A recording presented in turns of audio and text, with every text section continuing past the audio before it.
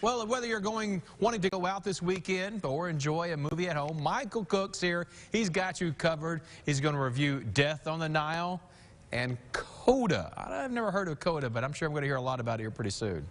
Yes. Well, let's start off with, good morning. Let's start off with Death on the Nile first. This is newly started today at theaters around Arkansas. It's directed and stars Kenneth Branagh, along with just a cavalcade of other stars of Gal Gadot, Armie Hammer, Latia Wright, Annette Bening. I mean, you name it, it seems like they're in it. This follows the story of the famous Belgian detective Hercule Poirot.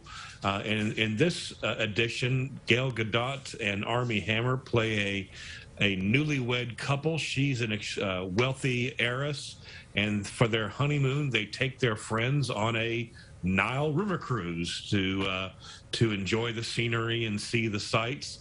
But their Armie Hammer had dumped his previous fiancée for Gal Gadot, and of course she shows up on the river cruise causing all sorts of problems. Well, because it's a detective story, there's going to be a murder, and then it becomes the whodunit, who killed the person or persons that are dead, and everybody on the river cruise is a suspect, and Hercule Poirot suspects everybody and goes through them one by one. This movie is a very beautiful movie. You know, it's probably a lot of CGI, probably was never filmed in the Nile, but it does a great job of making you feel like you are there, and the cast is just absolutely amazing. But sadly, they're not given enough to do when you have that many. I think it was like 10 or 12 people you would recognize from Game of Thrones or Black Panther or other movies, like other things like that. Not everybody is given a full developed character, which is a problem with the film. And then it does take a while to get to the murder. It just sort of kind of limps along a little bit until you want to see, you know, first of all, who dies, and then how do they solve the problem? And it's only then, frankly, when the movie really starts cooking. So this movie, it could have been baked in the oven a little bit longer for it to be more enjoyable. I give it a partial recommendation, which is why, all in all, I give it a 7.5 out of 10. So did Gal Gadot do it? Do what now? Did she do it? Gal Gadot, did she do it? Did she do you have to see the movie, I think. I bet it was the mustache. I bet it was that mustache that did it. The mustache should get its own film, probably. Yes, it should. Its own franchise. Make it a spin-off of that. All right. Right. Let's move on to Coda now. Coda, this is a movie that's on Apple TV, and it was just nominated for Best Picture at the Oscars, so I thought it'd be good to review it. It's the story, Emilia Jones plays a young woman named Ruby. She is the child of deaf parents, where that Coda comes from.